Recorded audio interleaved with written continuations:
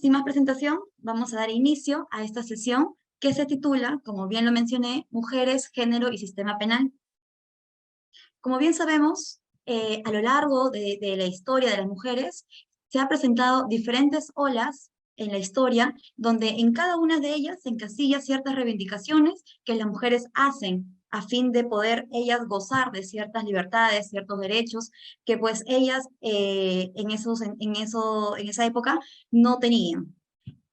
Vamos a ver en todo este tiempo que se ha dado hasta la actualidad, 4 olas. La primera ola, que se dio entre 1789 a 1870, donde se va a reivindicar los derechos civiles de las mujeres. También está la segunda ola de 1870 a 1940, la tercera ola de 1950 a 1980 y la cuarta ola que se da de 1980 hasta la actualidad.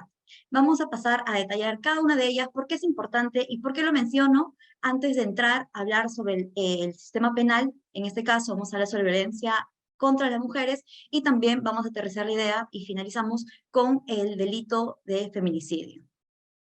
En la primera ola también es conocido como los derechos de las mujeres. Esta ola, como bien se mencionó, tiene su inicio en 1789, año en que inicia la Revolución Francesa. También esas épocas estaba en su auge la época de la Ilustración. Una vez que sea la Revolución Francesa, se va a aprobar la Declaración de los Derechos del Hombre y del Ciudadano.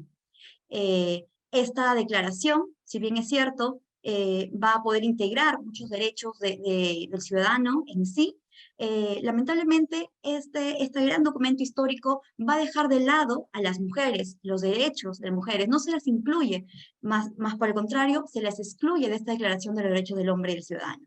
Es por ello que Olympia de Gouges, en 1789, va a elaborar un manuscrito titulado Declaración de los Derechos de la Mujer y de la Ciudadana. ¿Ello por qué? Porque habían sido dejadas de lado en la declaración que se da en la Revolución Francesa. En este escrito, Olympia va a reivindicar los derechos de las mujeres, porque en aquel entonces las mujeres no eran tratadas ni siquiera pues como ciudadanas, ellas estaban bajo el cuidado y protección de los esposos. Es más, en esa época de Ilustración, muchos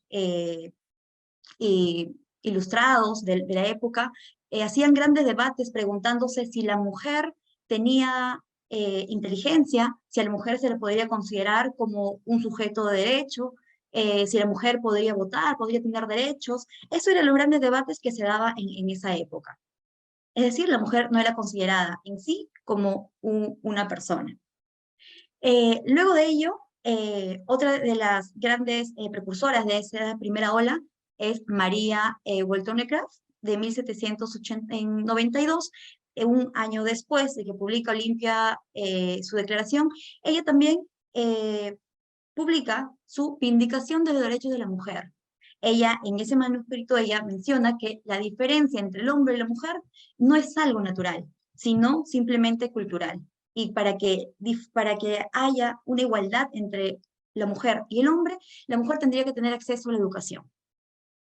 Luego, en los años 1800, ya con el Código Napoleón, que sinceramente para la mujer fue totalmente negativo, porque aquí en este código explícitamente se niegan los derechos a las mujeres. Salen leyes discriminatorias contra ellas, van a condenarla por adulterio, por aborto, así también se las prohíbe a ellas poder reunirse más de 5 personas en las calles. No podrían estar más de 5 personas, más de 5 mujeres en las calles conversando. Está tajantemente prohibido. Así también respecto al matrimonio, se consideró en el Código de Napoleón como un contrato, que la mujer debería estar obligada a aceptar, bajo los términos y condiciones que coloca el marido, ¿no? El esposo. Respecto a la segunda ola, aquí se va a dar una etapa histórica de la segunda revolución industrial. Aquí el movimiento deja de ser intelectual, como se dio en la época de la Ilustración, y pasa a ser un movimiento de acción social, un movimiento colectivo. Pues en la primera ola salieron unas que otras impulsadoras de esa ola, pero lo hacían de manera individual. Aquí ya es un movimiento social, un movimiento colectivo. En esa segunda ola se va a dar el sufragio femenino. Una vez que finaliza la Primera Guerra Mundial, Reino Unido acepta el sufragio femenino en agradecimiento a las mujeres por haber participado activamente en las guerras. Y luego, el primer país que aceptó como derecho el voto femenino fue Nueva Zelanda, seguido de Australia, Finlandia, Rusia y así consecutivamente. En esta ola, principalmente, se reivindica la incorporación de la mujer al mundo laboral, pues verán que en la revolución industrial, en la segunda, ya estamos en la época de la industrialización, de la electricidad, ¿cierto? Entonces ahí las mujeres van a poner mano laboral y también se le acepta su derecho al voto. Como tercera ola, vamos a ver pues que una desmovilización feminista. ¿Por qué? Porque ya tienen el voto femenino, lo que tantos están solicitando. Así también ellas podrían ir a las universidades, tenían el acceso. Entonces se había dado un estado de quietud, estático. Luego de la Segunda Guerra Mundial, claro, las mujeres también fueron a pelear en la Segunda Guerra Mundial y ellas, luego que regresaron, ya no querían estar en un lugar exclusivo del hogar como antes lo estaban. Ya ellas querían su independencia, ellas querían trabajar, querían salarios justos, querían divorciarse sin que hubiera presión de las partes ni de la sociedad y también querían controlar su maternidad. En esa tercera ola se va a dividir en dos grupos, el feminismo liberal y el feminismo radical.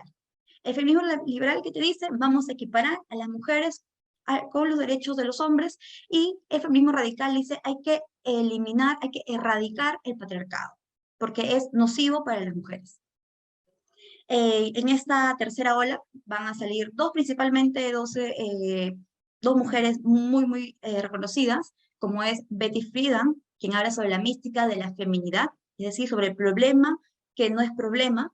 Dicen, ¿por qué las mujeres se hacen todo un laberinto? ¿Por qué tienen ese gran problema? ¿Por qué? Porque las mujeres, ya después de haber venido de pelear de la Segunda Guerra Mundial, pues evidentemente ellas ya no querían estar solamente dedicarse al hogar. Y también está Simone de Beauvoir, con su libro que publicó El Segundo Sexo. La cuarta ola feminista.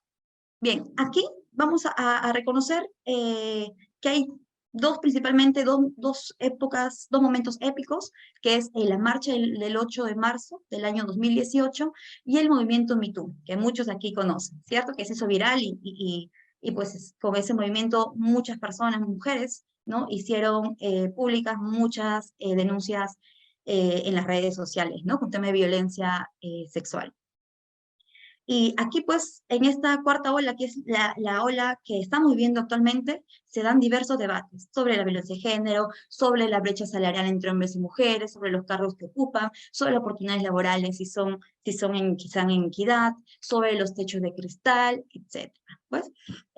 Pero como vamos a ver que hasta el día de hoy somos conscientes y somos testigos de que la igualdad entre hombres y mujeres todavía no es un hecho. Aún se sigue bregando, se sigue luchando, se sigue movilizando para que ellas puedan acceder a mejoras de sus pedidos. Vamos a ver pues ahora el tema de la violencia de género, ya conociendo la historia que las mujeres han tenido que pasar para que ellas puedan poder tener derechos en igualdad que el hombre.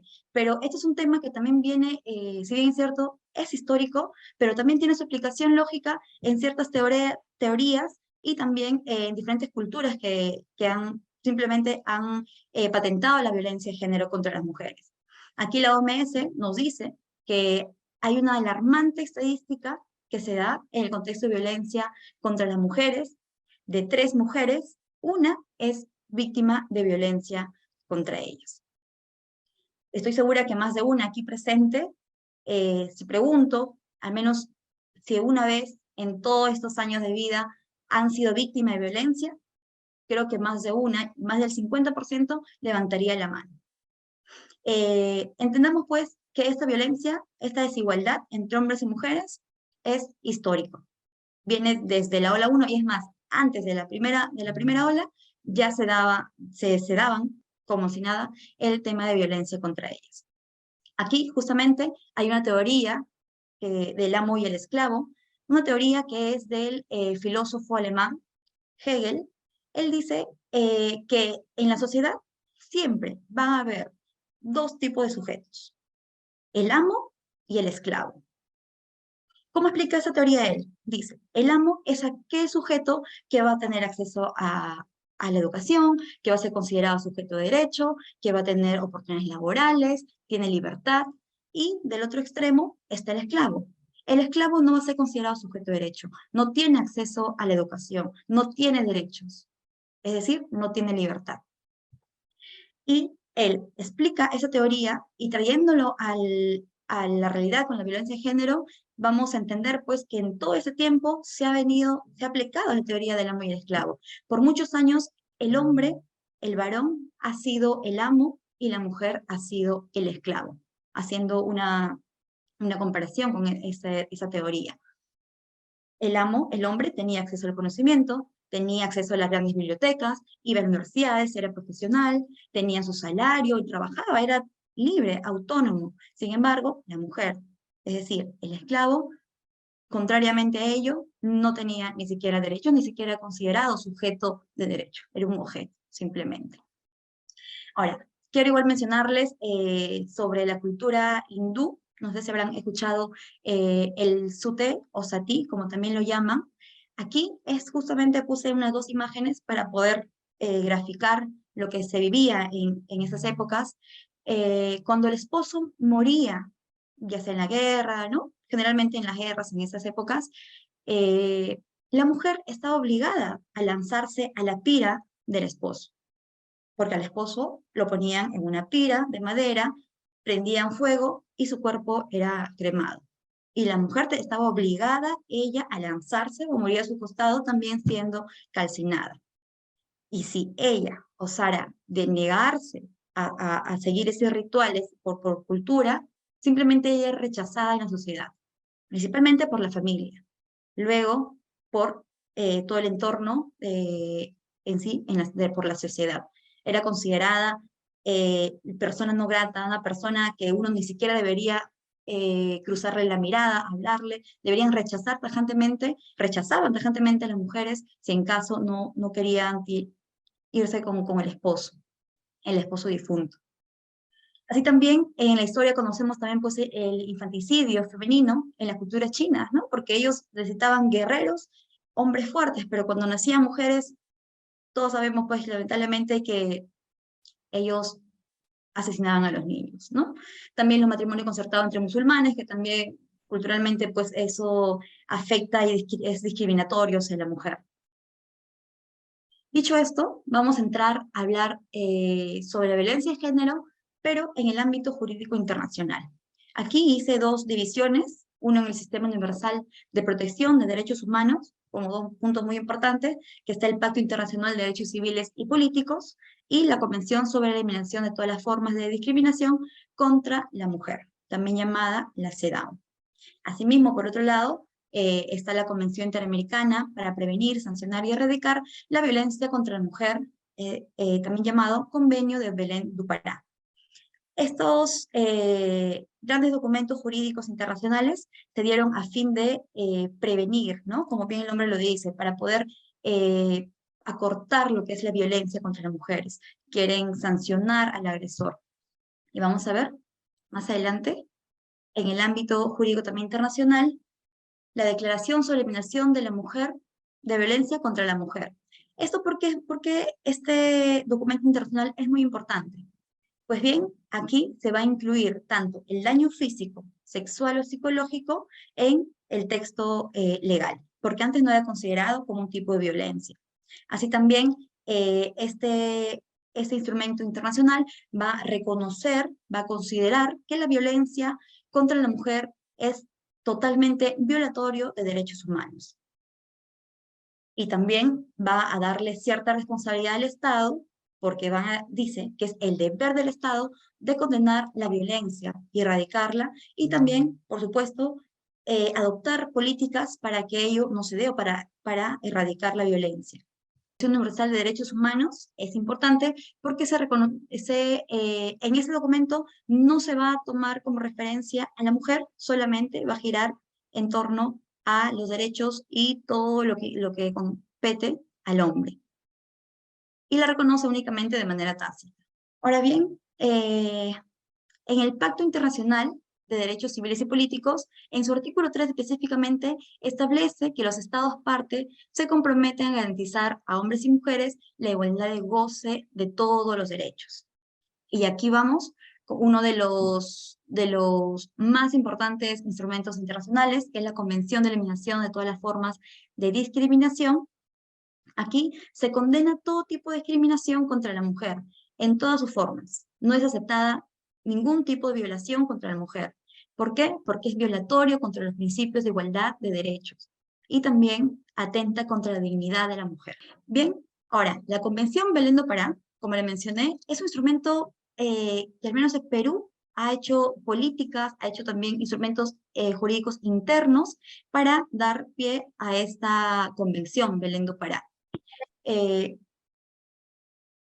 Aquí formalmente hay iniciativas de buscar realmente prevenir y sancionar y sobre todo erradicar la violencia contra la mujer, y se va a volver un instrumento internacional casi que vincula a los estados que firman a poder ellos también traerlo a su legislación interna. Aquí en el artículo 1 menciona que debe entenderse por violencia contra la mujer cualquier acción o conducta basada en su género que cause la muerte, daño o sufrimiento físico, sexual o psicológico a la mujer, tanto en el ámbito público o privado. Bien, justamente aquí en el Perú, en el año 1993, luego de haber firmado la Convención Belén do Pará, ellos crean la ley 26.260. En esta ley básicamente van a traer las directivas que se había dado en la Convención Belén do Pará y asimismo van a crear, digamos, normas internas de aplicación nacional para erradicar la violencia. Pero básicamente en esta ley solo se va a tomar como personas de protección, o digamos, los agresores van a ser solamente la familia. Bien, pero luego, en el año 2015, se aprueba la ley 30.364, justo la ley que ha sido modificada, ¿no? Con la ley 31.715, en los artículos 15, 16, 22, 23A y 45 de esta ley. Ahora, esta ley es importante, ¿por qué? Porque anteriormente, como en la otra ley, el tema de violencia de género, para prevenirla, simplemente era algo simbólico. No habrían políticas públicas, no habría apoyo institucional, simplemente era una ley que como ya estaba en texto, en ley, simplemente la formalidad, pero no había una aplicación real de esa norma. Pero recién en el año 2015, con esta ley, va a permitir que tanto que se da en el ámbito público, pero también en el ámbito privado. Esta ley va a definir realmente la violencia de género que se da contra las mujeres. Asimismo, va a hacerle frente y va a ser un gran avance para la lucha contra la violencia hacia las mujeres. Bien, en esta ley vamos a ver unos 4 tipos de violencia contra las mujeres, que es la violencia física, la violencia económica y la violencia sexual. Aquí hice un paréntesis y también puse otro tipo de violencia como el ciberbullying, el grooming, el sexting y el mansplaining, ¿cierto? La violencia física es aquella acción o conducta que causa daño a la integridad corporal de la mujer, a la salud de la mujer, ¿no? Sin importar el tiempo que se requiera para su recuperación. Puede tener 5 días, 10 días de descanso, 20 días, sea 2 días. Aquí se ve que ha habido una afectación a la integridad corporal de la mujer. Así también tenemos a la violencia económica, que actualmente es un tipo de violencia que se está dando, pero de una manera ya muy exagerada. Esa violencia económica se da el menoscabo de la mujer de sus recursos económicos, ¿no? Por ejemplo, justo hace poco estaba escuchando una señora decía, mi esposo ha vendido el terreno que teníamos en Guaura, y mira, ¿no? Pero no me consultó, no me dijo nada. Eso es un tipo de violencia. Aquí no puede decir, no, es que bueno, yo tomé la decisión. No, claro que no. Son del esposo y del esposo, y aquí el que no te tome en consideración para hacer ese tipo de tratos, aquí se está viendo un tipo de violencia económica. Así también cuando toma decisiones importantes, ¿no? Económicas sin consultar.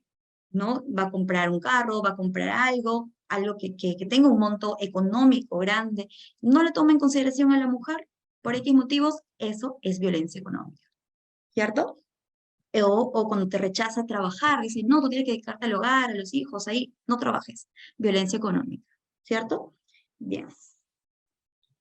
Sobre el tema de violencia psicológica, es un daño a la estabilidad emocional. Aquí lo que hace el varón es controlar a la mujer, degradar su autoestima para poder, en este caso, dominar. La violencia sexual, pues todos conocemos que se da actos de naturaleza sexual y se da sin el consentimiento de la mujer, ¿cierto? Aquí involucran actos que no, incluyen actos que no involucran la penetración o contacto físico alguno.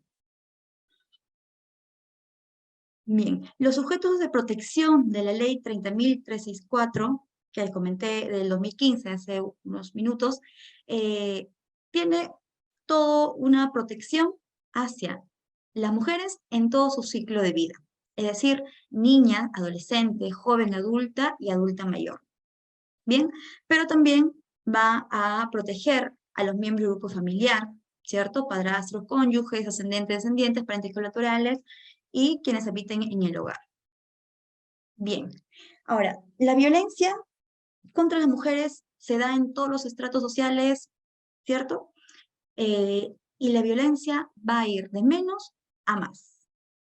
Bien, vamos a poner un ejemplo para poder entenderlo. Una mujer, por ejemplo, tiene a su esposo, ella quiere salir a una fiesta y el hombre le dice, no, tú no sales. Le grita, tú no sales porque no quiero, simplemente. Ya, digamos que está iniciando la violencia. Luego, en el segundo nivel, vamos a ver el chantaje, ¿no? Le dice, no, no vas a ir. ¿Por qué? ¿Por qué vas a ir? ¿No? La amenaza. Si tú te vas, yo me voy también. Dejo la casa. Es más, si tú te vas, yo cierro con seguro por dentro y no te voy a dejar ingresar. Esta es la amenaza. La violencia física, cuando la mujer dice, no, igual, voy a salir con mis amigas, me voy esta noche, quiero bailar, quiero ir al cine. Entonces empieza la violencia física. La jala el cabello, le patea, le da puñetes. Se evidencia ya una violencia mayor hacia la mujer. Y en este caso, esta violencia cada vez se va acrecentando más y más y más, y poniéndolo como una pirámide, vamos a ver que el pico máximo, es decir, si fuera un iceberg, el pico del iceberg va a desembocar en el feminicidio.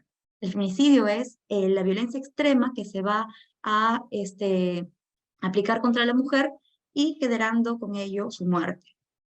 Bien, el tipo penal de feminicidio, en la legislación comparada, vamos a ver que inicia el año 2007. Se da primigeniamente en Costa Rica. Y aquí se da la ley de penalización de la violencia contra las mujeres. Asimismo, vamos a ver que de Guatemala también en el año 2008 va a aplicar esta ley de feminicidio, porque antes en los textos legales de cada país no existía como tal, como un delito, el feminicidio. Consideraban la violencia de género en otro tipo de normativa, ¿no? Pero aislado. Y ya también en Chile, en el año 2010, ellos en su artículo 390, en su código penal, van a integrar este delito autónomo. Asimismo también en El Salvador, y vamos a ver que Perú, el año 2011, con la ley 29.819, que modifica el código penal, va a incorporar el delito de feminicidio en un artículo también llamado parricidio. No va a ser de manera autónoma, sino lo va a colocar de manera simbólica, ahí abajo un texto nomás que diga que sí, en tal caso se dice que es un feminicidio, pero sin mayor respaldo ni protección. Vamos a ver pues los antecedentes, como mencioné, del delito de feminicidio. En el año 2011, como les dije, se incorpora el texto penal, el artículo de feminicidio, en el artículo 107, específicamente en el texto legal de parricidio. Aquí señala en el último párrafo, dice, si la víctima del delito descrito es o ha sido la cónyuge o la conviviente del autor o estuvo ligada a él por una relación análoga, el delito tendrá el nombre de feminicidio. No te dice hay que castigarlo, sancionarlo con tanto, tiene que poner reparación civil tanto, no te dice cómo, quedan si hay hijos de por medio, no te dicen más, solamente te dicen si el varón ha sido el cónyuge que ha tenido una relación con la víctima, simplemente se llama feminicidio. En el año 2013, ya con los movimientos aquí en Perú, que se dieron también por muchas feministas, se publicó la ley 30.068, y esta ley incorpora como un tipo penal autónomo como feminicidio, en el artículo 108D. Aquí vamos a ver, pues, que te va a explicar el delito de feminicidio, en qué casos se va a tener que utilizar, en qué caso va a ser más grave, ¿cierto? Y explica realmente a razón de qué se da el feminicidio. Pues verán, por muchos años, muchos autores, muchos académicos no lo han tomado bien este delito de feminicidio, que se tipifique de manera autónoma. ¿Por qué? Porque dicen, el matar a una mujer cometo feminicidio y me dan una pena de 20 años, o si fuera un homicidio, ¿no? El homicidio le dan una pena de 6 años. Entonces, no era equiparable. Ellos decían, el feminicidio es igual que homicidio, solo que quieren darle mayor pena a un hombre que mate a una mujer a que mate a un hombre. Acá se está desvalorizando la vida del hombre. Ellos decían, ¿no? Que homicidio era igual que feminicidio. Bien, pues no, vamos a explicarlo. Bueno, también, ¿por qué no decirlo ahora? No se puede equiparar el homicidio con feminicidio. ¿Por qué? Vamos a poner un ejemplo también para que se pueda entender. Pues primero entendamos que el feminicidio en el texto penal nos dice que será reprimido con pena privativa de libertad no menor de 20 años el que mata a una mujer, aquí viene, por su condición de tal, en cualquiera de los siguientes contextos. Ahí te ponen violencia familiar, en el contexto de coacción, hostigamiento, acoso sexual, ¿cierto? Y vamos a ver que hay párrafos también que van a ser las agravantes, ¿cierto? Hasta considerarse también cadena perpetua. Bien, aquí hemos visto que hay una frase que dice por la condición de tal, lo que no tiene el delito de homicidio. El homicidio simplemente dice el que mata a alguien tiene pena de tantos años. Punto, solamente ello. Pero aquí dice que mató a una mujer por su condición de tal. Ello hace referencia al contexto en sí, el que la mujer ha sido víctima para que llegue la consumación de muerte aplicándose el feminicidio. Aquí el delito de feminicidio está específicamente en el libro segundo, parte especial del libro 1 del Código Penal, ¿no? En el rubro de delitos contra la vida, el cuerpo y la salud.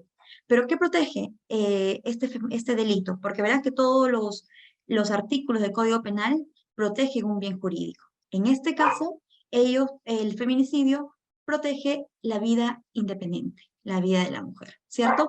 Pero vamos a ver que no solamente va a proteger la vida de aquella víctima, sino afecta a todas las mujeres en su colectivo.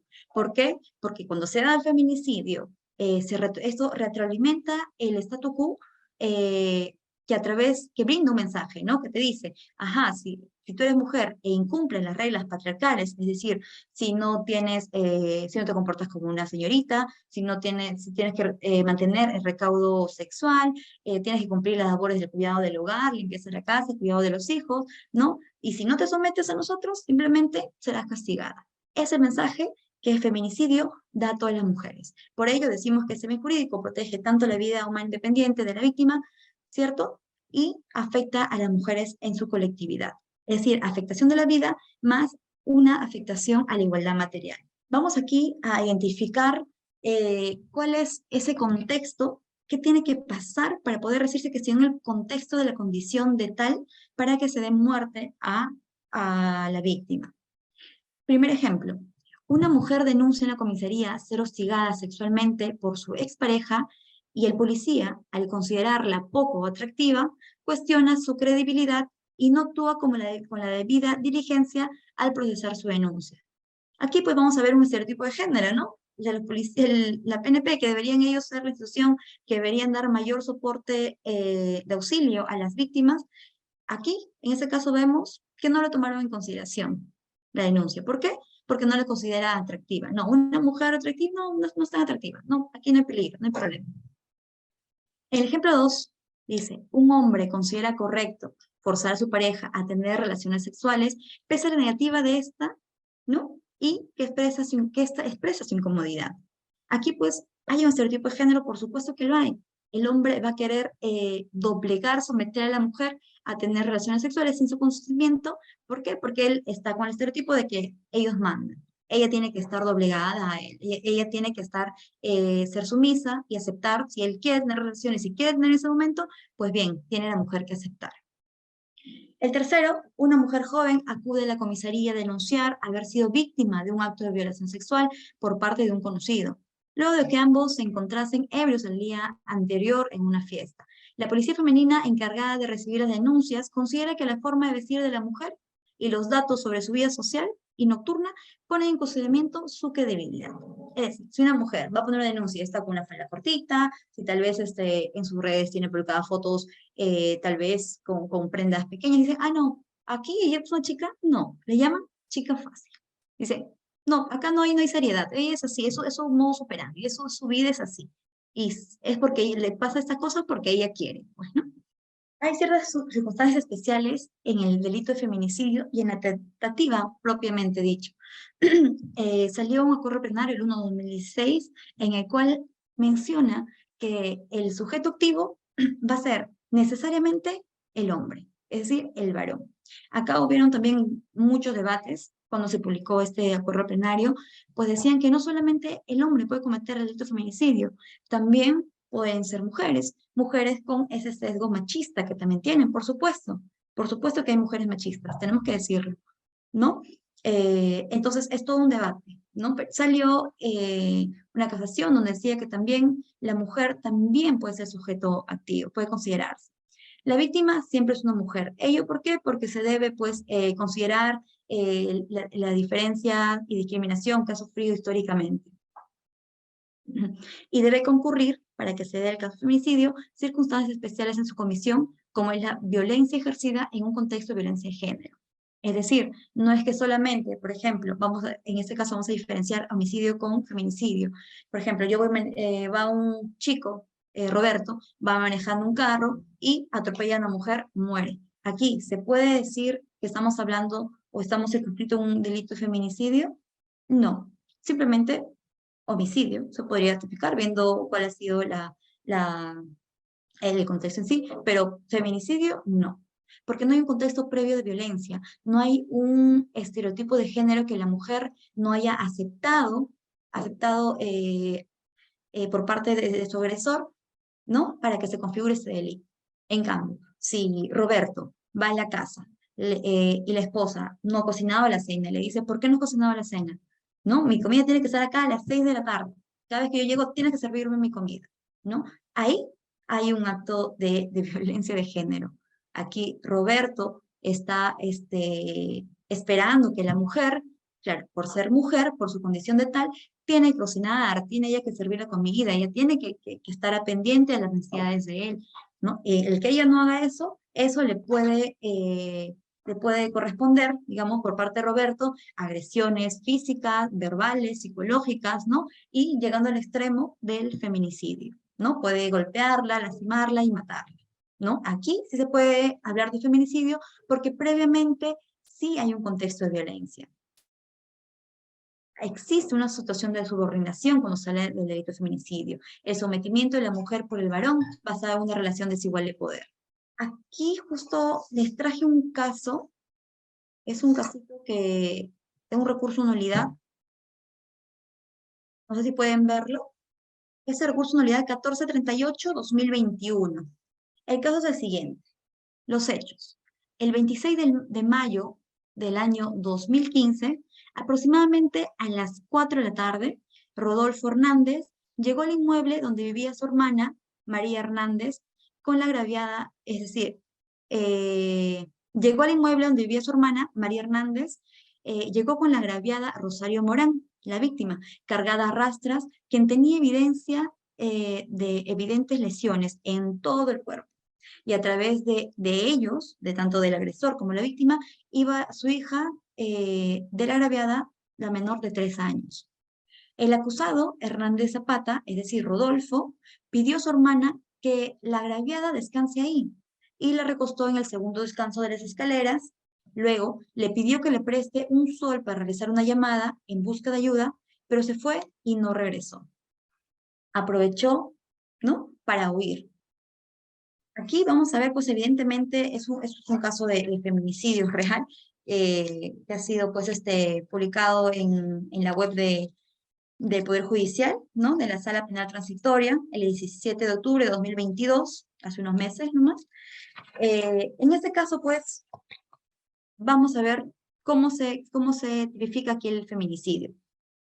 Este caso, la sala penal le dice, evidentemente, aquí sí hay un caso de feminicidio, Rodolfo ha matado a su esposa y la ha matado frente a su niña, ¿no?, porque lleva a la niña también a su hermana y la deja al abandono, ¿cierto? Y lo condenan por 15 años de pena privativa de libertad y una reparación civil de 100.000 soles. Él, no contento con esa sentencia, él apela, interpone un recurso de nulidad en la Corte Suprema y él señala, ¿no?, cuáles son sus fundamentos de defensa. Él dice que sancionarlo con los testimonios de los padres no es correcto, porque ellos solamente fueron testigos de oídas, ellos no presenciaron ningún tipo de maltrato que él haya hecho a su hija, ¿no?, la agraviada. Además, no existan denuncias en las comisarías que él haya violentado. Es más, dice, ¿no?, no hay denuncias, es más, no hay evidencia en los hospitales que ella haya sido atendida por algún tipo de agresión de mi persona hacia ella, ¿no? Además, menciona también en su descargo, ¿no?, de defensa, dice, si sabían los padres de las supuestas agresiones que sufría su hija, no denunciaron, nunca denunciaron ello, ¿no? Por el contrario, ella siempre, cada vez que se iban a terminar la relación, ella siempre optaba por regresar con él. Así también dice que los padres lo incriminan a él porque es una forma de justificar su fracaso como padres, ¿no? Dice porque ellos tenían conocimiento que era consumidora de drogas y no le dieron las atenciones del momento necesarias. Este recurso, cuando entra a la Suprema, ingresa y valora. Vamos a ver si correctamente se ha valorado las pruebas tanto de los testigos, también tenían el informe de pericia médica, y también pues tenían chats de las redes sociales donde la víctima le cuenta sobre los sucesos a la madre, ¿no? Y este caso se contextualiza en la violencia familiar. Muy bien. Entonces, hay una casación, la casación 1368-2017 de Guaura, donde dice, en este caso de feminicidio, cuando la víctima, ¿no?, ya no existe porque evidentemente ya no hay víctima de feminicidio, es cuando ya el derecho penal, digamos, ha llegado muy tarde, no solamente el derecho penal, sino también las instituciones, la aplicación de políticas contra la violencia de la mujer, ya no hay víctima, ya no hay mujer, ya no hay, en este caso, ya no hay Rosario, ella está muerta. No hay nadie que nos pueda decir qué ha pasado, por qué ha llegado la situación hasta ese extremo de que ella haya perdido la vida. En este caso, te dice esa casación, que son los padres los que van a poder dar cuenta sobre la relación de la víctima y el acusado, debido a la naturaleza pues clandestina de ese tipo de delitos, ¿no? Y por su naturaleza íntima que tienen. En la declaración de la madre, la señora Doris, dice que ella conoció al acusado, al sentenciado, lo conoció el año 2014. 5 meses después fue la muerte de su hija. 2 meses antes de que su hija que maten a su hija, ella recogió a la menor de 3 años, ¿no?, a la hija de la víctima, y se la llevó, ya que la hija no quería ir, quería estar con el agresor. Ella menciona que quería rescatar a la hija del acusado y de la drogadicción. Dice, pero lamentablemente ella siempre regresaba con él.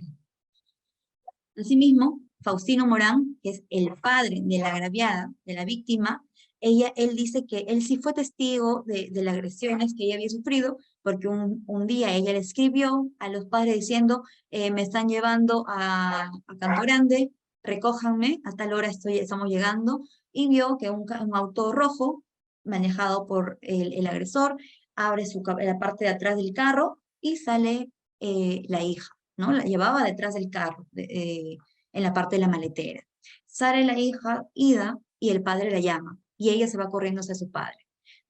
Se refugió con los padres una semana. Luego volvió a regresar con su agresor. Así también, la sala valoró las conversaciones que tuvieron la madre con la agraviada en aquel entonces, de las conversaciones de redes sociales, del Facebook. Ella le menciona que está siendo víctima de golpes, por medio de estar dando golpes casi diario a ella, y que solamente el 14 de febrero no lo hizo. Los demás días la pega incansablemente. Asimismo, ella le menciona mediante mensaje y le dice que la cela mucho, que no la deja sola, que la hacía drogarse porque él pensaba que se iba a tener relaciones sexuales con otras personas, ¿no? Y algo muy importante, ella le comunica a su mamá que estaba mal herida, que estaba muy lastimada, tenía muchos golpes en el cuerpo, que ya ella estaba ya casi agonizando, y que le da vergüenza ya ir a comprar medicina, no tenía dinero, y le contó también que intentó, Rosario, la víctima, que intentó ir también a la comisaría, poner su denuncia, pero la policía no le hizo caso. Otro testigo también de este caso es Julieta, quien es una amiga de ella, que como por su minoría de edad, ella se hace llamar como sobrina, ¿no? Pero no son familia. Ella dice que ella les dio su casa por una semana, ¿no? Le dio un espacio para que ellos estén, y que escuchaba golpes, y un día ella subió y vio a ella que estaba en el suelo y el sujeto estaba agarrándole el cuello, y cuando ella le increpó qué está pasando, él simplemente le dijo que era un juego, que así ellos jugaban, ¿no? Que no se preocupara. Pero días después, cuando estaban las dos solas, la víctima le enseñó a su cuerpo que estaba moreteado, y como seguían la violencia en su casa, ella le dijo simplemente que por favor se retirara. Y cuando le dijo que iba a denunciar estos hechos, tampoco Rosario, la víctima, no quiso que denunciaran el hecho, y le rogó que no lo hiciera. Esas son las pruebas que tuvo la sala para poder condenarlo a Rodolfo, ¿no? Al acusado, sentenciado, ¿no? Y aquí pues vamos a ver el estereotipo de género, que está muy marcado, y se ve, acá es evidente el estereotipo de género, que la mujer es posesión del varón, ¿no? Quien es la pareja sentimental, ¿no? Por tanto, la mujer no puede abandonar el hogar en común, no puede serle infiel, y el varón tiene la facultad de controlar cualquier interacción que tenga con su familia o con la sociedad. El otro estereotipo que encontramos en este caso es que la mujer debe ser sumisa, por lo que no puede cuestionar al varón u oponerse a sus decisiones. Vemos pues acá que la mata por su condición de tal, eh, la mata evidentemente por incumplir. ¿Quién incumple? Estos estereotipos de género, que son muy marcados y que se dan a fin de que se pueda, con ello ya se puede tipificar el delito de feminicidio. Asimismo, en el informe pericial de necropsia, el informe médico legal, el 1830-2015, aquí señalan que la muerte, la causa de muerte de Rosario, de nuestra víctima, ha sido sepsis, que es fascitis necrotizante, que es agente causante infeccioso. Es decir, que la víctima ha tenido tantos golpes en el cuerpo, en la piel, que se ha coagulado la sangre, ha tenido carne muerta, y de ello ha hecho una infección. Y esa infección la ha llevado a la muerte. Dice, falleció por falta de atención médica oportuna de las múltiples lesiones externas y externas que tenía producto de los episodios de violencia que ella sufrió. Es por ello, pues, que la condena que le ponen de 15 años, que es el extremo mínimo, porque es de 15 a 20, le ponen porque él menciona a la sala que no tenía antecedentes penales, ¿no? Entonces lo fijan por el extremo mínimo del tercio inferior, que vendría a ser 15 años. Y le imponen la reparación civil, como mencioné, de 100.000 soles, y la Corte Suprema dice, la sala transitoria dice, muy bien, está muy bien motivado la sentencia, está correcto, así que no se va a declarar nula esa sentencia, ¿no? Al señor Rodolfo, al sentenciado, le dice no hay nulidad en esa sentencia, es correcto como han valorado. Es un caso realmente muy triste, sinceramente a mí me tocó bastante, porque siempre vemos pues que se lucha contra la violencia de género, dicen, ay, las mujeres salen a gritar, ellas, ¿no? Que son unas locas. Yo me imagino, pongo en el lugar pues de la mamá, ¿no? O de un familiar de una víctima que ha sido, bueno, de víctima de feminicidio. El no tenerla con ella y saber que ha pasado episodios muy trágicos en su vida, de violencia constante y de violencia, de la máxima violencia que puede existir y que le ha quitado la vida, de hecho debe ser muy doloroso. Una mamá que sale a las calles a gritar por la muerte de su hija pidiendo justicia, yo prefiero y guardo silencio y digo, ok, ella tiene sus formas, ella quiere hacerlo, ¿no? Quiere hacerlo y tiene que hacerlo, tiene que reclamar justicia. Hay que ser muy empático con las personas, pues, que han perdido a muchas hijas, hermanas, amigas, ¿no? Eh, en, en ese contexto de violencia. Y vemos, pues, que las cifras, pues, no son nada agradables. Si hacemos un recuento del año 2013 al año 2020, por ejemplo, en denuncia de violencia familiar, ¿cuántas denuncias de violencia familiar hay ahorita en la comisaría? Y sin embargo, no se está dando la debida atención que requiere la mujer. Y no solo la víctima, en este caso, sufre la vida de la mujer, sino, en este caso, por ejemplo, que les conté el anterior, deja una niña en orfandad, 3 años cuando sucedieron los hechos. Fue una niña que fue testigo del asesinato de su madre. Necesita ayuda psicológica, por supuesto. Necesita atención urgente por las instituciones públicas, ¿no? Por supuesto que sí. A veces las víctimas dejan a padres adultos, ancianos, porque ellos a veces se hacen cargo del cuidado de los adultos y también dejan a muchos padres, ¿no? Ancianos en estado pues de abandono. Son muchas partes la que va a sufrir cuando se da un caso así de feminicidio o de violencia contra las mujeres. Como lo comenté, haciendo un recuento del año 2013 al 2020, mira las denuncias, vamos a ver que hay un aumento del año 2013 al 2019, ha ido para arriba. La barra métrica nos dice que cada año va aumentando la violencia, va aumentando los casos de violencia familiar hasta el año 2020, 2019, perdón, y el año 2020 disminuyó. ¿Qué pasó? ¿Por qué creen que ha disminuido el año 2020 los casos de violencia contra la mujer? Porque ¿Alguien tal? porque la gente no podía salir de sus casas a denunciar como tal la violencia. Excelente.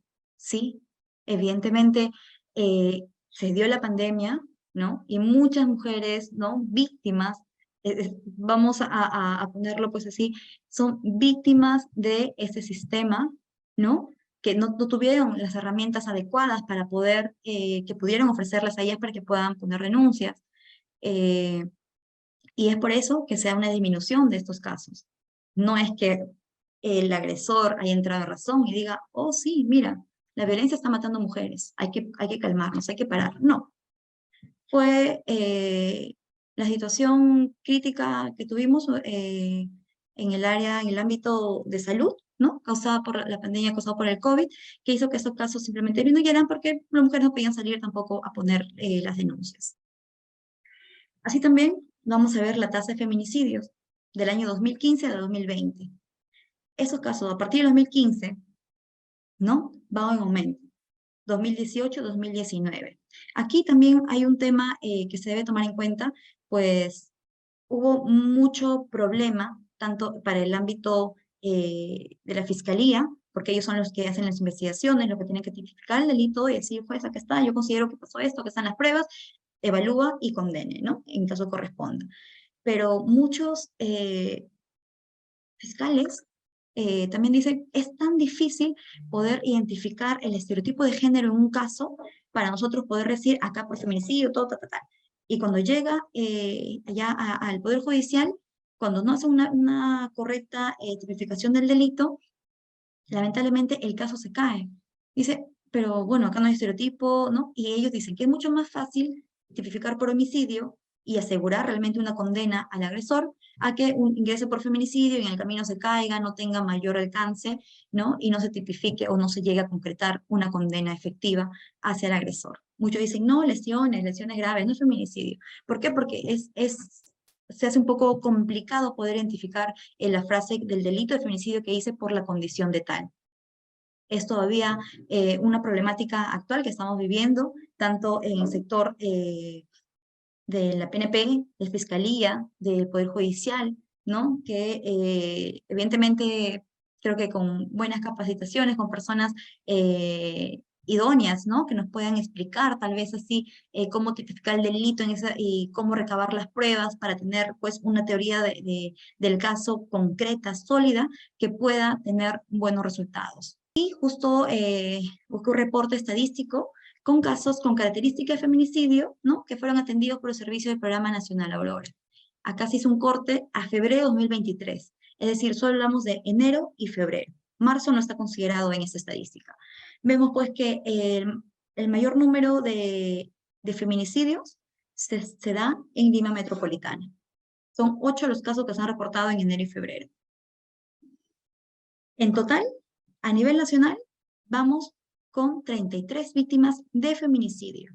No se consideran las de tentativa, ojo, porque en tentativa es cuando el sujeto quiere matar a la víctima porque no cumplió con un estereotipo de género que le impuso y por X razones no llega a consumar la muerte de la víctima, ¿no? Como un caso que también en enero justo había un caso en que el hombre empezó a pedirle plata a la mujer, le dijo, bueno, yo voy con mis hijos a España, ya verás tú cómo te mantienes, que tú siempre me pides plata, ¿no? Y yo sé que tú tienes plata guardada, más bien dame plata, tú tienes plata, ahí tienes, yo he visto que tienes plata guardada, y empiezan las discusiones. Ella también le dice, bueno, ¿te quieres ir con tus hijos? Anda, ve a España, anda con tus hijos.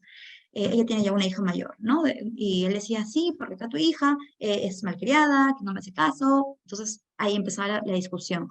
Y cuando ya empiezan a hablar sobre el dinero que ella tenía guardado, entonces él va y él le lanza improperios, ¿no? Le insulta a la mujer en su máxima expresión, y como ella le responde, él va de frente y la agarra del cuello, y como estás en la cocina, la señora empieza a buscar un cuchillo jalándola, y logra coger el cuchillo y la pone cerca al cuello, así, y le dijo, yo acá mando, el que manda aquí soy yo, ¿no? Entonces ella tuvo que, bajó, estaba colorada, estaba tan colorada, ella lo dice en su manifestación policial, ella dice, sí, es cierto, yo estaba con mucha cólera, pero cuando vi que él agarró el cuchillo y lo puso en el cuello, simplemente tuvo que someterse, doblegarse, es decir, sí, está bien, ya no te preocupes, te voy a dar 20 soles, pero dijo, me voy a mi billar, dame plata, quiero 50 soles, ya dame 20, yo sé que tienes plata guardada, dame. Y él dijo, ya, está bien, te voy a dar, tranquilo, te voy a dar, no lo hagas, dijo, no lo hagas, por favor, yo te voy a dar. Sacó el dinero, ¿no? Y encima él le empuja nuevamente, le golpea, y ella lo que hace es agarrar a su mascotita y salir corriendo. Cuando ella sale al parque se encuentra con el serenazgo, y con el serenazgo conjuntamente dan aviso a la comisaría, interpone su denuncia, y la policía van al inmueble, y al hacer un acta de verificación, ¿no? Del ambiente donde han sido los hechos, ahí se ve en la mesa, ¿no? En la mesa el cuchillo que él había sacado de la cocina y estaba encima de la mesa. Justo, ahí llegaron policías, vieron, dijeron, efectivamente, acá vemos un señor, tales características, es más, acá vemos también el objeto con el cual la mujer habría sido amenazada de muerte, lo pusieron en un sobre, todo un recaudo, y para el caso. Acá, claro, ¿no? Actuaron de inmediato la policía y pudieron identificar pues al agresor, y se tipificó aquí como delito de feminicidio en grado de tentativa. Aquí la mujer, pese a que está llegando ya esa violencia se está dando, pero no consuma, no llega a matar a la víctima. Entonces, aquí solamente están considerados las víctimas, es decir, aquellas mujeres que ya no están aquí, que han fallecido, así como Rosario, quien fue víctima pues de golpes de su conviviente, y murió a causa de esos golpes porque hay una infección que le dio en todo el cuerpo. Entonces, aquí hay 33 casos como Rosario, que claro, no lo vemos por los medios de comunicación, no salen, pero son casos que están dando que tal vez puedan ser muy dolorosos, ¿no? Para poder entender en sí, entrar a la cabeza del agresor y decir, pero ¿por qué al extremo, ¿no? De esa violencia, de querer matar? Y también en ese reporte estadístico vamos a ver que hay un grupo de edades que son víctimas, ¿no? Aquí vemos pues que de 30 a 59 años, en el rango de esa edad, hay un total de 15 víctimas de feminicidio. Y de 18 a 29 años, 14 víctimas. vamos a ver pues que en las mujeres adultas, consideradas como adultas, está el gran porcentaje de feminicidios. Y en un 54% de el porcentaje vamos a ver pues que es la pareja quien mata a la mujer. Son 18 parejas, ¿no? Sus parejas, su cónyuge, han acabado con la vida de la víctima. Exparejas, 9. Conocidos, 3 y desconocidos, por ahí 3 más. Ahí están las 33 víctimas hasta el mes de febrero. Febrero, solamente el año 2023. Vamos a estar pues atentas a estos casos que lamentablemente se van sumando día a día y cada uno de nosotros aquí presente, yo creo que tiene una cierta responsabilidad, ¿no? Para poder nosotros luchar contra ese tipo de violencia que está matando mujeres. Es una violencia que va a ir en contra de los derechos humanos de las mujeres, va a ir en contra de va en contra de la dignidad de ellas. Entonces, nosotros como ciudadanos tenemos la responsabilidad, pues, de poder tomar conciencia de ello, ¿no? Como mujeres o también como varones, sobre lo que está pasando, que es palpable, que se está dando, es una realidad. Es una realidad.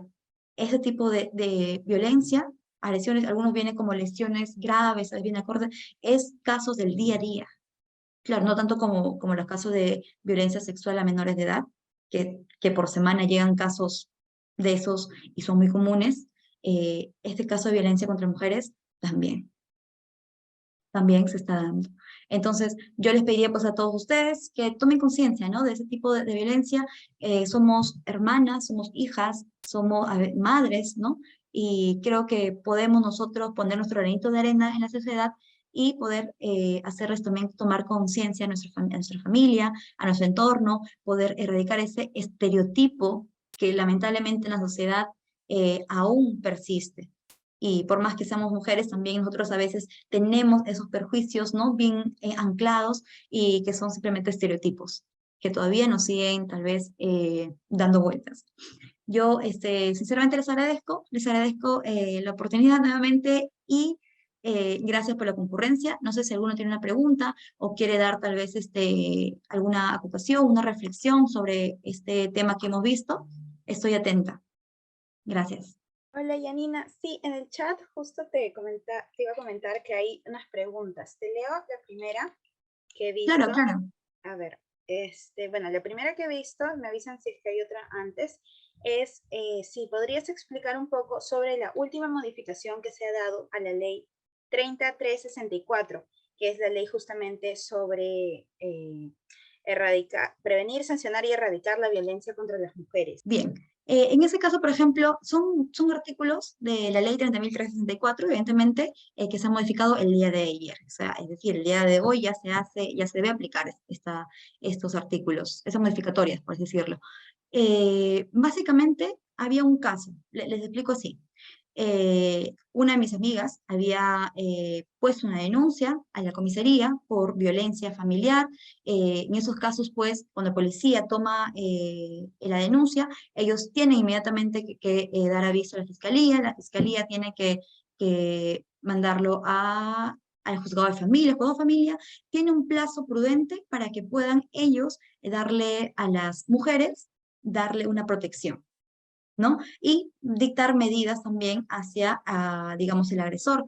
En este caso, ellos le pueden dictar medidas de alejamiento, ¿no? De no comunicación. Entonces, en este caso, en la modificatoria te dice, máximo en 48 horas, se debería se debería ya haber dándole a la mujer la protección que requiere. No más, máximo 48 horas para que la mujer tenga el respaldo, la protección que ella requiere, ¿no? Porque antes decían 72 horas y hasta que llegue, lamentablemente, a mi amiga, en un caso real, pasó un mes y menos de una semana, un mes y una semana aproximadamente, para que recién le den respuesta. No fue en 72 horas como te decía la norma, ¿no? Y en este caso la modificatoria te dicen 48. O sea, en 48 horas ya debería ser efectiva esta protección, ¿no? Hay que ser positivos, ¿no? Esperemos que pues se hayan doblegado los esfuerzos tanto de los sectores institucionales, ¿no? La PNP que actúe de inmediato una vez tenga la denuncia, de manera inmediata elevarlo ya y tenga conocimiento también el juzgado de familia y que puedan de inmediato también colocar las medidas que requiere. Pues ahí a veces hay niños, hay mujeres que están pues en estado totalmente en vulnerabilidad. Si se dieran en 48 horas, como muy bien menciona la modificatoria, ¿no? Pues sería excelente. Genial, Yanina. Bueno, también tenemos en el chat que Yanira consulta recomendaciones para aquellas mujeres que van a la comisaría a denunciar, pero la policía minimiza el hecho y no quiere tomar la declaración. Sí, es lamentable, de verdad, porque es la primera institución, digamos, que está más cercana a nosotros para que nosotros podamos ir y decir, soy víctima, ¿no? De violencia, me están lastimando, me están matando, me quieren matar. Entonces, cuando una mujer va y no se toman las medidas, o el policía simplemente no lo toma no tiene el enfoque de género, no lo toma con mayor importancia, entonces lo que nosotros tenemos que hacer es buscar apoyo del CEM, el Centro de Emergencia Mujer. Ya en varias comisarías ya está instalado varios CEM. Ellas te dan soporte jurídico gratuito y además también te dan soporte psicológico, ¿no? Hacen una asistente social, te hace también visita al domicilio para ver si tienes hijas, no tienes hijos, en qué condiciones están, ¿no? Si requieres pues otro tipo de apoyo, hay bonos también para niños en orfandad. Entonces, ahí se articula el sistema, el centro de emergencia de mujer. Siempre es bueno, siempre lo digo, en una página web, ¿no? Está a la vista, hay un drive o un archivo en Excel donde nosotros podemos ver cuáles son los SEM más cercanos, porque evidentemente no todas las comisarías tienen un SEM, pero es necesario pues que nosotros seamos conscientes que sí existe y está bien, específicamente en las comisarías. Y sí, justamente por eso, porque los policías no tomaban con seriedad ese tipo de casos. Entonces, si es que la policía no toma en cuenta tu denuncia, busca el SEM más cercano a tu jurisdicción, a tu domicilio. Ahora, si el SEM tampoco toma digamos, o no encontraste un SEM, llamar a la línea 100 y comunicarte directamente con un abogado para que vea también tu caso. Es el SEM, pero en línea gratuita. Y ahí pues contestan, yo también he llamado muchas veces, ¿no? Para reportar algunos casos, y te contestan, son muy amables, te dan la contención emocional y legal que uno necesita y te orienta dónde puedes ir, qué hacer, cómo hacerlo, ¿cierto? Gracias. Genial. Ok, siguiendo con el orden que está en el chat, tenemos otra pregunta que es, ¿cuál es el rol de la DEMUNA o cuál sería el proceso que se debería seguir para denunciar violencia contra la mujer? Ya, justo eso es lo que me comenta, es muy importante. Justo hace una semanita se comunicó conmigo una persona, yo no los tenía en mis contactos, y me comunicó, me dijo que estaba en una situación de vulnerabilidad, tiene dos niñas, las que le comento tiene dos niñas, y quería un refugio. ¿Por qué? Porque el esposo la dejó, cuando retomaron nuevamente la relación, ella está actualmente gestando, está embarazada, y ella lo que quería era un refugio para sus hijas, ¿no? Buscar protección. Pero en vista que la UPE tal vez no le dio el soporte que ella necesitaba, al día siguiente ella se acercó a la DEMUNA, y la DEMUNA de inmediato se activa.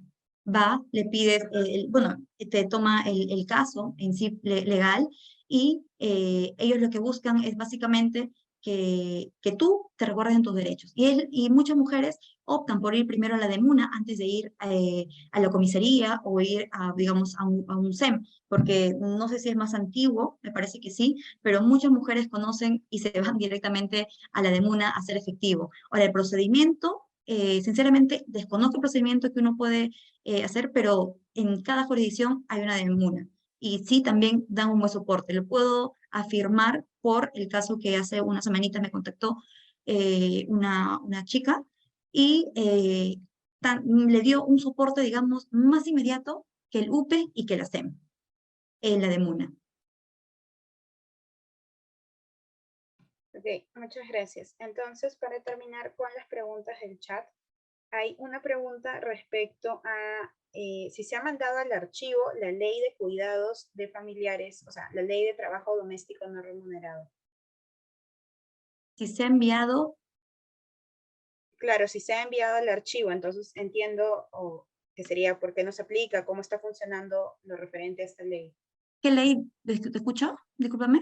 La ley de cuidado de familiares, o sea, la ley de trabajo doméstico no remunerado. Yo tengo entendido que le están aplicando. Es más, muchas mujeres cuando no están tomando en consideración esta ley, llaman al Ministerio de Trabajo y ellos están haciendo que se aplique y que sea aplicado a la realidad, porque esa norma no está derogada, está totalmente activa. Eso es lo que yo conozco hasta el día de hoy, ¿no?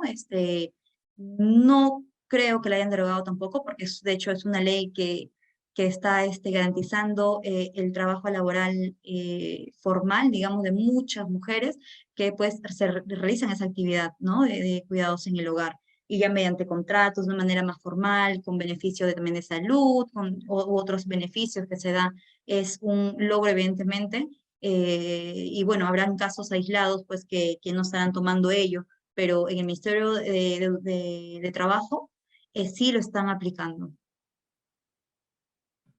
Genial, muchas gracias, Yanina. Y acá hay una compañera que tiene la mano levantada, que es Yanela.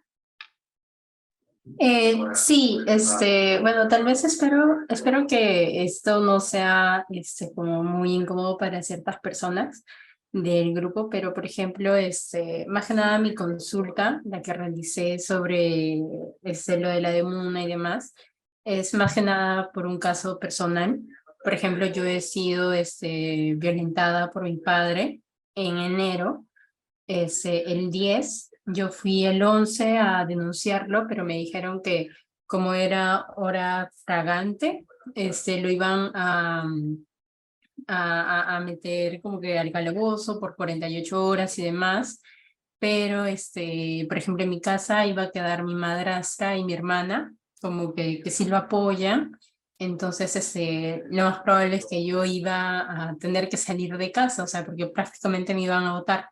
Entonces, yo decidí hacer luego la denuncia el 13 de enero, y hasta ahora yo no he sido notificada. Incluso yo he tenido que dejar mi casa. Me he mudado desde inicios bueno, finales de febrero, entonces yo no he sido notificada por la policía, me han hecho un examen físico para ver cuáles son bueno, es el daño, por ejemplo, por así decirlo, y Claro. todo, pero hasta ahora yo no he sido notificada ni nada. Me he acercado a la comisaría a cambiar la dirección del domicilio, porque en mi DNI figura justamente la dirección de mi antigua casa, donde vivía con mi padre, pero ahora yo vivo en otro departamento, en otro lugar, entonces siempre me han dicho como que, o sea, me han dado de largas, básicamente, diciendo de que no, de que no hay nadie quien pueda hacerse cargo de eso, y que al no notificarme a mí, tampoco es como que entra en vigencia esta seguridad de que el denunciado no puede acercarse a 100 metros de la otra persona y demás. Entonces, no sé exactamente a dónde debería de ir para, no sé, continuar con este proceso. Eso. Claro, ya. En este caso, por ejemplo, me parece muy bien que tú misma hayas tal vez tomado esa decisión de salir tal vez y dejar ese ambiente que ya se volvió pues violento. No es lo correcto, porque justo le comentaba ese casito que teníamos, que después de un mes y medio le notifican a ella diciendo, tienes tales protección, ¿no? Un mes y medio, imagínate. En un mes y medio tantas cosas, un mes y una semana. Tantas cosas puede pasar en ese tiempo, entonces es necesario, ¿no? De otra manera, una misma, si tiene los medios para poder hacerlo, resguardar su integridad, su vida de cada uno, ¿no? En este caso, sería importante que te acercaras a la comisaría donde has puesto tu denuncia con el número de denuncia, porque ellos ya deberían haber elevado tu caso, ya debería haber conocido ya un juez de familia y ver con qué número de expediente ha ingresado y con ese número de expediente hacerle seguimiento. Lamentablemente, si la norma te dice en tanto tiempo nomás, 2 días suficiente para que te den respuesta, hay mucho todavía ahí por hacer. Entonces, tenemos que presionar, tenemos que ir, decir, por favor, ya las garantías, ¿no? y no hay más que presionar en ese caso, para que se pueda tomar con mayor trámite, darle mayor trámite, digamos, en su situación, ¿no? En el caso de mi amiga, de la chica, señorita que me comentó que la semana pasada, ella cuando fue a la de Muna, pusieron la denuncia junto con los de la de Muna, de la de Muna de San Juan de Lurigancho, pusieron una denuncia sobre abandono de hogar. Y el asistente social ese mismo día llegó a la casa del departamento, donde ella estaba en un cuarto piso, un cuartito, llegó para verificar a las niñas, porque hay 2 niñas de por medio, como te comentaba. Entonces, tal vez el tema de la Muna en muchos casos no sea similar, ¿no? Porque en el caso de la señorita de la semana pasada, ella sí actuaron de inmediato. Dejó su número de celular para que la notificaran, porque a veces, pues, si bien es cierto, en DNI uno dice tiene tal dirección, pero en la vida real a veces no sucede, ¿no? Por X motivo. Sería bueno actualizar nuestro número, ¿no? Mediante un escrito simple de la comisaría para que puedan tener conocimiento y mediante WhatsApp están haciendo también las notificaciones formales, sin necesidad de llevarte un documento físico a domicilio, de manera virtual también lo están haciendo y es totalmente válido. Ya, perfecto, muchas gracias. De nada, de nada. Muchas gracias, Yanina. Creo que esas serían todas las preguntas. En el chat también no he visto más preguntas. Así que, bueno, les agradecemos mucho a todos por haber participado, por estar siempre atentos y también por todos los comentarios que hacen y en el chat también entre ustedes veo que sí, comparten mucha información y se apoyan bastante. Una compañera está levantando la mano ahorita. ¿Tienes una última pregunta, Carmen? Gracias a todas. De verdad, la situación de hoy en día, en la situación de la mujer en cada día que están siendo víctimas de violencia, es bastante lamentable. Y a nosotras desde este espacio nos fortalece para poder, en el espacio que nosotros nos encontramos, ya que sea en el trabajo, en el ámbito familiar, social, podemos transmitir de que sí se puede salir de este círculo vicioso que tanto daño está haciendo a nuestra sociedad, ¿verdad?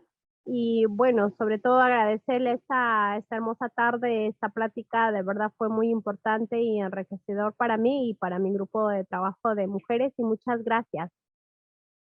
Muchas gracias, Carmen, también.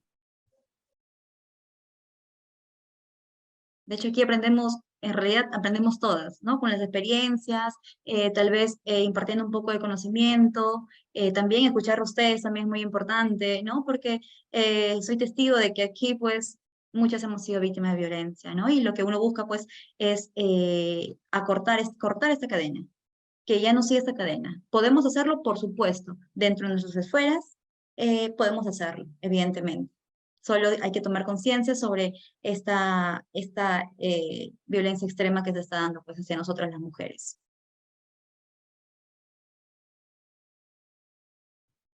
Carol también tiene la mano levantada.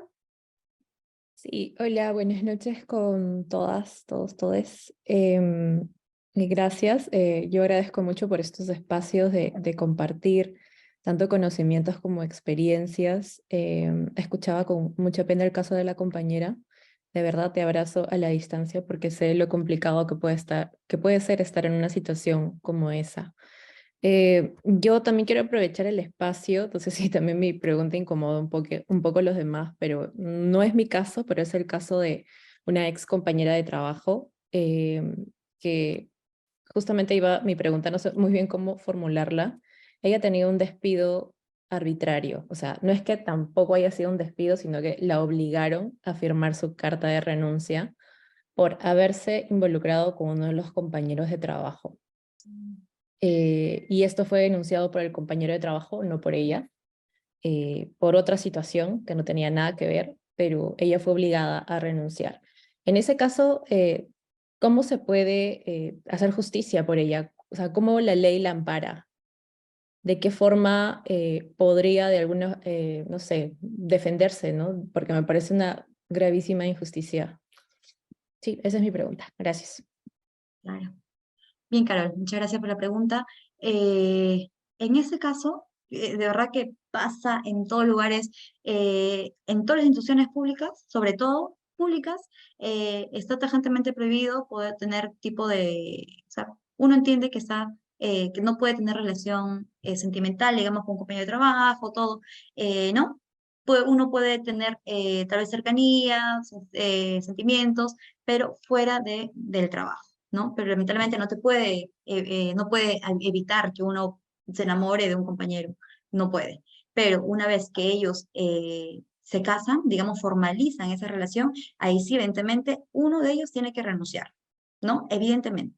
Ahora, si es en un sector privado, tu caso, del caso de tu amiga, ahí, en primera instancia, de manera interna, entregar un escrito, una solicitud diciendo que por favor que te mencione cuál es tu situación actual y que te mencionen por qué motivos te están retirando del trabajo, porque ellos tienen que justificar por qué motivo te están retirando, ¿no? Y también depende mucho del tiempo que una persona está en ese sector, ¿no? Digamos, estás en una empresa más de 5 años, evidentemente un motivo así, poco sucede. Pero estás dentro del periodo de prueba, digamos, dentro de los 3 meses, ellos simplemente dicen, bueno, simplemente te vamos a dar por no renovado tu contrato, ¿no? Por X motivos, entonces no tendrían que dar mayor sustento.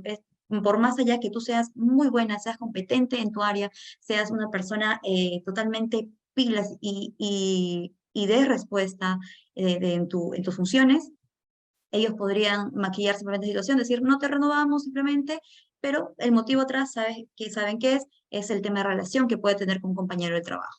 Entonces, solicitar a la empresa cuál es el motivo por el cual te están despidiendo, que lo expliquen, ¿no? Y si hay evidencia, digamos, en respuesta que te dan, uno puede también ir de manera administrativa a presentarlo al Ministerio de Educación.